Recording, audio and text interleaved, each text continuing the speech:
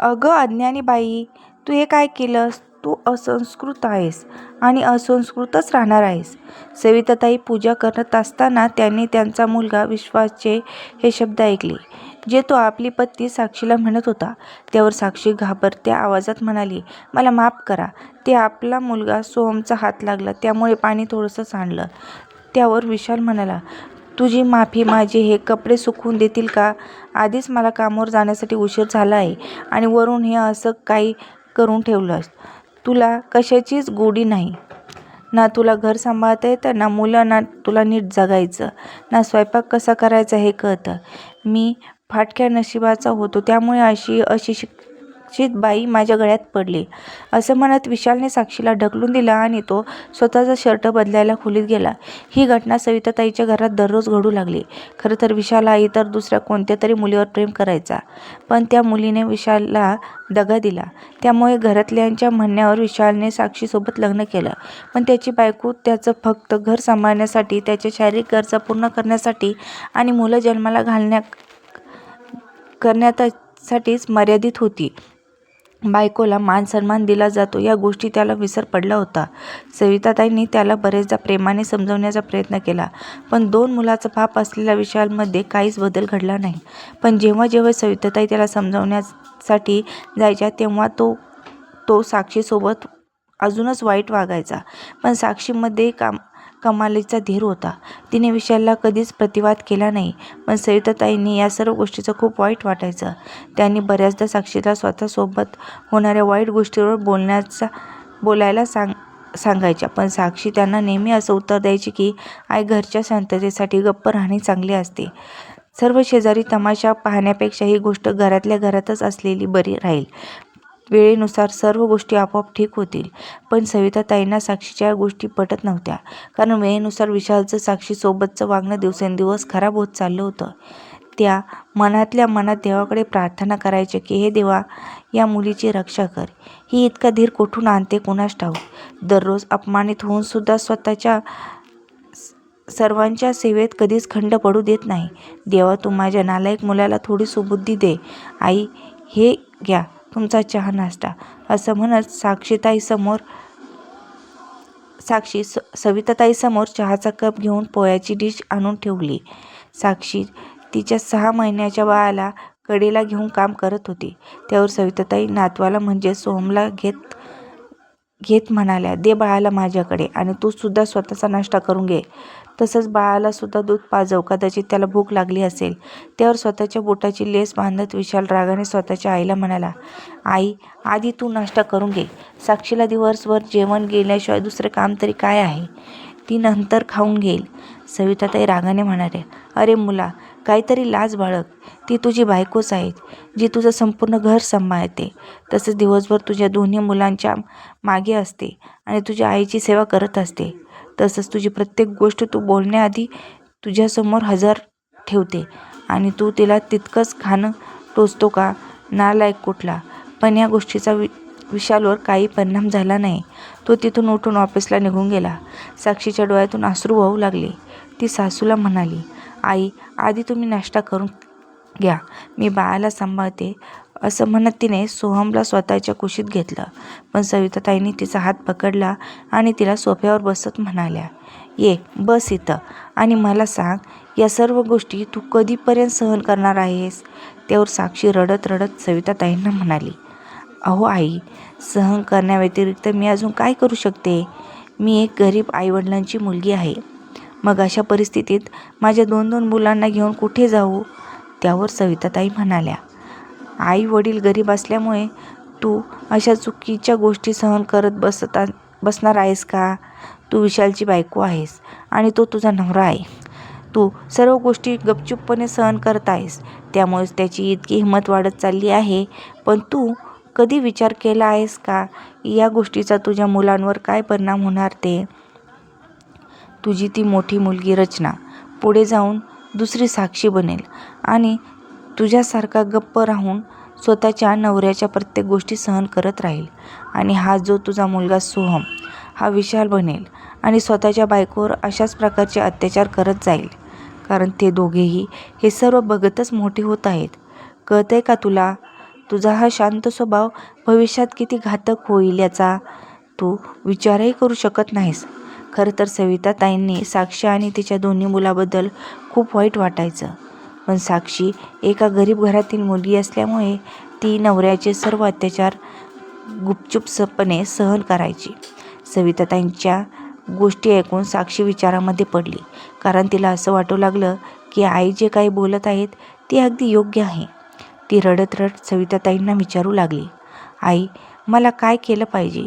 मी हे घर सोडून जाऊ शकत नाही. त्यावर सविताताई तिला समजावत म्हणाल्या, तू हे घर सोडून का जाणार? या घरावर तुझाही तितकाच हक्क आहे जितका इतर सदस्यांचा आहे. साक्षी लाचार होत म्हणाली, आई, मी काय करू? त्यावर सविताताई म्हणाल्या, तू त्याला चांगला धडा शिकव. तुझं महत्त्व त्याला पटवून दे. तू त्याला सांग की या घरात त्याच्या आणि आमच्या आयुष्यात तुझं काय महत्त्व आहे. तसंच तू मूर्ख आणि अडाणी नाहीस. तुझी ही आई कायम तुझ्यासोबत आहेत. असं म्हणत सविताताई साक्षीच्या कानात काहीतरी म्हणाल्या. त्यावर ऑफिसवरून येताच विशाल मोठ्या आवाजात म्हणाला, काय गं साक्षी, कुठे मेली आहेस? माझ्यासाठी लवकर पाणी घेऊन ये. ती आतून मोठ्या आवाजात म्हणाली, पाण्याच्या बॉटल फ्रीजमध्ये भरून ठेवलेल्या आहेत, त्या तू घे. साक्षीचा असा आवाज ऐकताच विशालला राग आला. तो म्हणाला, काय गं अडाणी बाई, असं बोलण्याची कसली पद्धत आहे? नवरा काम करून आला, मग तुला त्याच्यासाठी पाणीसुद्धा देणं होत नाही का? त्यावर साक्षी म्हणाली, हो, मी अडाणी आहे, त्यामुळेच असं म्हणत आहे. तुम्ही स्वतःच पाणी घ्या, कारण मला पाणी द्यायला येत नाही. नाहीतर उगाचच सकाळसारखं तुमचे कपडे परत ओले होतील. तुझी इतकी हिंमत? असं म्हणत विशाल स्वतःच्या खोलीत आला. तेव्हा त्याने पाहिलं की साक्षी अगदी सजून धजून नेलपेंट लावत होती. तिने विशालकडे पाहिलं सुद्धा नाही. साक्षीला असं पाहून तो रागाने पाणी घेण्यासाठी बाहेर आला. बाहेर येताच सविताताई म्हणाल्या, अरे मुला, तू सोहमला पकड. त्याला सकाळपासून कुशीत घेऊन माझे हात दुखत आहेत.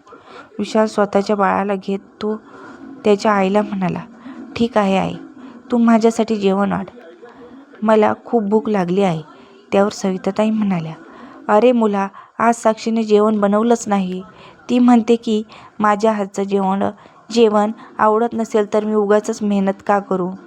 आईचे असे शब्द ऐकून विशालला खूप राग आला आणि तो म्हणाला, आई, तुला असं वाटत नाही का ही आजकाल जरा जास्तच बोलत आहे?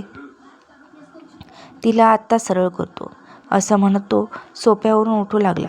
तितक्यात सविताताई म्हणाल्या, नको नको बाळा, असं करू नकोस, नाहीतर तुला आणि मला दोघांना तुरुंगात जावे लागेल. आजच सुनबाई स्वतःच्या मैत्रिणीसोबत बोलत होती की ती या घरात त्रासून गेली आहे. त्यामुळे पंख्याला लटकून आत्महत्येचा विचार करण्याबद्दल तिच्या मैत्रिणीला सांगत होती. आणि जर यापुढे मला जराही ओरबडलं तर मी, माझ्या सासूसह माझा नवरासुद्धा यासाठी जबाबदार राहील. बाळा, जर तिचं काही चुकलं असेल तर तिला विनाकारण शिक्षा भोगावी लागेल. तू काहीतरी जेवायला ऑर्डर कर. त्यानंतर तुला तुझ्या मुलीचं म्हणजे रचनाच्या शाळेचं कामही करायचं आहे. त्यावर विशाल म्हणाला, साक्षीने अजूनपर्यंत रचनाचा अभ्यास घेतला नाही का? असं कसं ती आपल्यासोबत वागू शकते? आई, तू उगाचच तिला घाबरत आहेस. त्यावर सविताताई म्हणाल्या, तिचं असं म्हणणं आहे की मी अशिक्षित आहे, मग इंग्रजी मला कसं काय जमणार? त्यामुळे तिने रचनाचा अभ्यास घेतला नाही.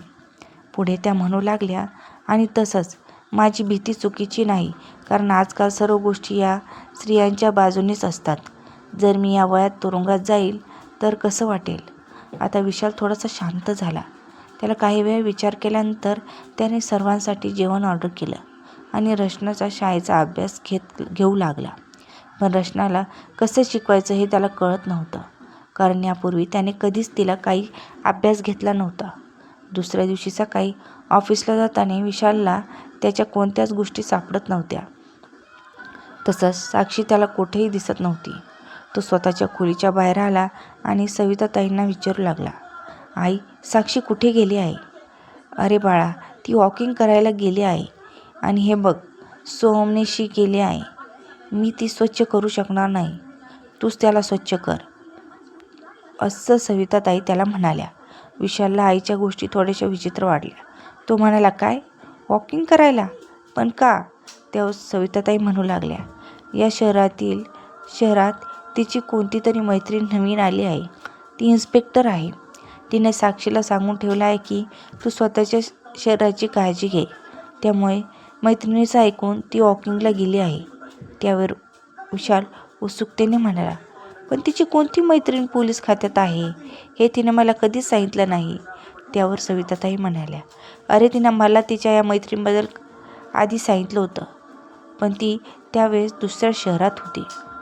मला असं वाटतं की कदाचित साक्षी तिच्या मैत्रिणीमुळेच अशा प्रकारची वागत चालली आहे. साक्षी आपल्या घरातल्या गोष्टी तिला सांगेल आणि साक्षी आपल्या विरोधात गुन्हा दाखल करेल. पण असं होता कामा नये. तुला माहीत आहे ना की आपल्या शेजारी असणाऱ्या पाटील काकूंच्या सुनेने त्यांच्या विरोधात खोटा गुन्हा दाखल केला होता. त्यामुळे त्या दोघांना तुरुंगात जावं लागलं. सविताताई घाबरल्याचं नाटक करत म्हणाल्या, पण आपली सून मात्र तिच्या जागेत अगदी योग्य आहे.